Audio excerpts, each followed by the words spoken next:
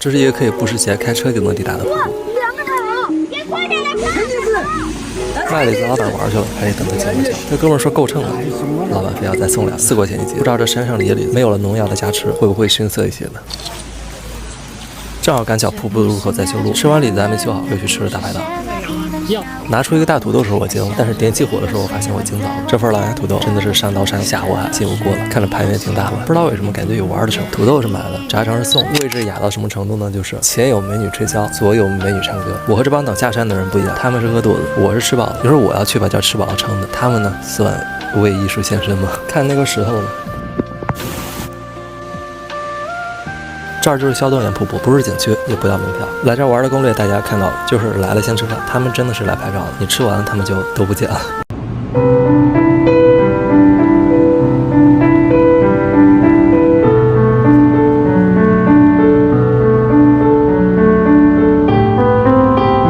点了个外卖没有人接单，就只好自己买票坐火车去沙漠里自己领了。沙漠里的交通工具比较单一，缆车、索道、吉普车，当然也少不了骆驼，但骆驼比较闪，而且走路真的不见得比人快。沙漠里的风特别大，感觉还没等领到外卖，吃土都吃饱了。没想到是开封菜，要是你的话，估计也会接单吧。回去的时候不想这么麻烦了，就租了个车，晚上才到家。看小区门口有人领着外婆出来拍照，这外婆要加大分了。晚上爬山去看了音乐喷泉，这个是亚洲第一大喷泉，最高能喷200多米。当然，如果不是为了拍照片，走近了看更带劲。喷泉下夜市，如果你对吃没什么兴趣，那喷泉下的台球，你想不想卡点进个球呢？圈一般我不套。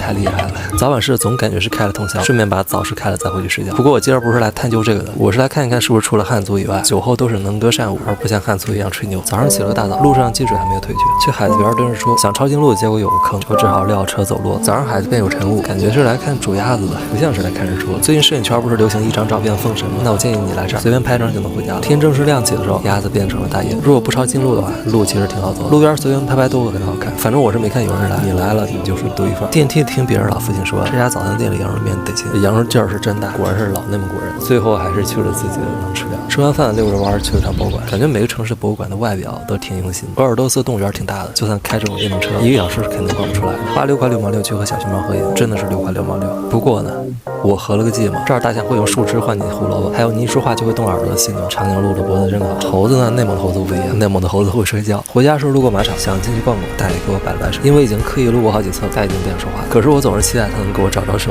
傍晚又爬去了看音乐喷泉的塔，这儿真的是少有人来，因为塔也不亮灯，晚上还能看星星。白天呢就可以坐在窗台上看看夕阳，然后等等喷泉。当然等太阳落山之后，你可以先去吃顿饭，然后再回来等喷泉。烧烤味儿的饭你肯定没吃过吧？坐我对面是老板，他吃的是鱼香肉丝。但鄂尔多斯让我觉得最特别的地方是，这儿的机场每个行李柜有一个托盘，而且还有专人居服，了不起吧？来祖国的最北点逛一逛吧。这里的秋天刚刚到，白桦林的树叶刚开始变色，漠河舞厅比想象中还要热呢。来这儿你也不用做什么攻略，第一个小目标肯定是导航去最北点，沿途就是树林，想进去逛一逛就停车进去逛就好了。到了景区就不能自驾了，只能坐大巴。第一站呢就是中国最北点，石碑的背后就是黑龙江。大巴第2站是龙江第一湾，到这儿可就是个体力活了，一定要吃饱。每阶台阶都很好看，爬累了拍拍照，拍累了继续爬。在上面可以看到龙江第一湾的全貌，江水流动的方式很特别，像是在整体平移一样。本来想在江边打个水漂，转念一想，那国土可真的就打水漂了。玩完了晚上去北龙村住，在这儿可以看到银河像穹顶一样挂在天空，而且这里的星星和其他地方不太一样，它会在头顶打旋，但是晚上拍星星不要走太远，会听到狼叫，真的有大灰狼。村里可以看到最北的麦田，这也是这一季最后的麦田，最北的茅房，最北的邮局，最北的小学，最北的鹅娃，羊肉头做好，但是我学了声狗叫就全吓跑。北极村可以找到这块石头，那儿装修比较好，可以路过的时候去拍拍照。北极村回市区的路上可以路过观音山，在这儿有天空之镜。想露营的话可以来这儿停车场，就不那么容易遇到大灰狼。但是带小孩要注意了，这儿真的有雕，而且真的会飞下来给你叼走。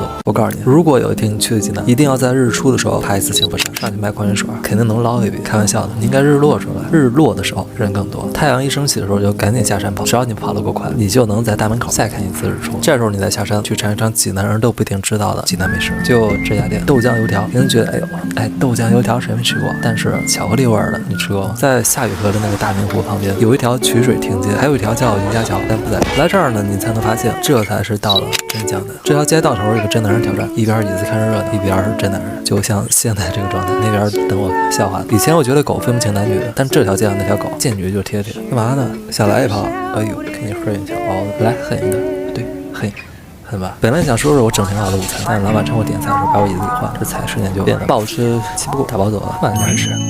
去年时候在这楼顶画点东西没敢说，过一年发现也没什么事儿。那时候画的时候挺鲜艳，现在哎呦不知道谁弄这么脏。下午计划打乱了，这要是不回去清一清，搞不好哪天这儿的封起来不让玩。我这养鱼我真是。哎，看不起，接力旺塞这儿，晚上吃个饭挺有意思。坐门口一溜达，有个菜名啊，因为我有那个反向强迫症，就没点。老板给我安排到2楼，因为1楼都是对着抽烟，2楼呢就好像是小朋友桌子，每个房间里还有这种版画，吃什么忘拍了，想起来的时候已经这样了。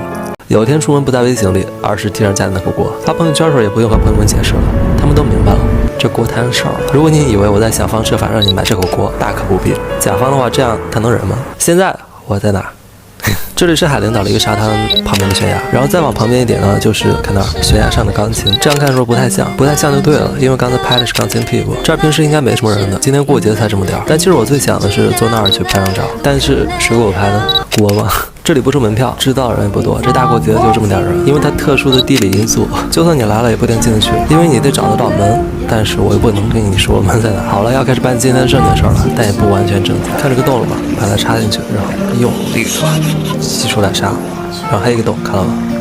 就这样进去。你现在可能不明白我在做什么，但是呢，这样皮皮虾就会出现。哟，盗贼的皮皮虾怎么可能跑得掉呢？怎么样，野生的皮皮虾没见过吧？别再去赶海玩泥巴了，你挖出来的能有这些好吃吗？我现在要走靠里一点的沙滩去，那边钓鱼的拍婚纱照的极其，太无违和感了。主要是我不想让别人偷学我如果傻皮皮虾。看，我抓了好多了已经。今天是9月22日，海上依然在升明月，但是月亮真的不太适合放太大看，你放大之后它就不是黄的了，不知道为什么。我回去的时候发现拍婚纱照的还在，毕竟月亮当补光灯挺难得的。准备好了，别眨眼，3、2、1，是不是很完美？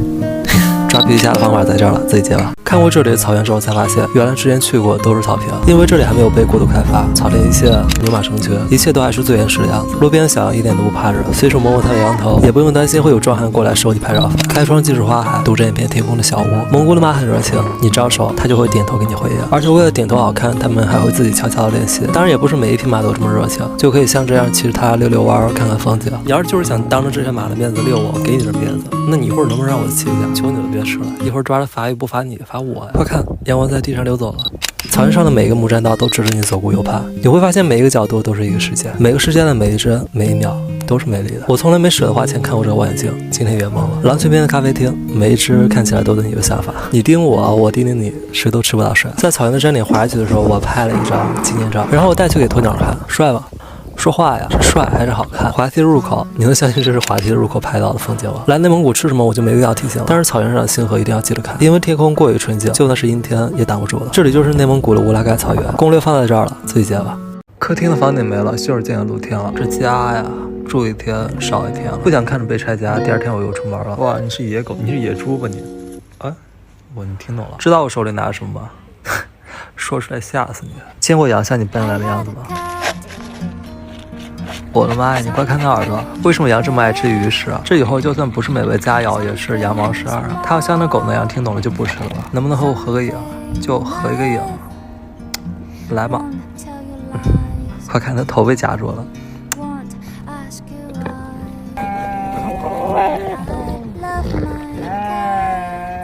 快天黑了，我得走了，我去吃饭。你们是吃饱了，我可是陪你们玩一天没吃东西啊！别叫了，别这样。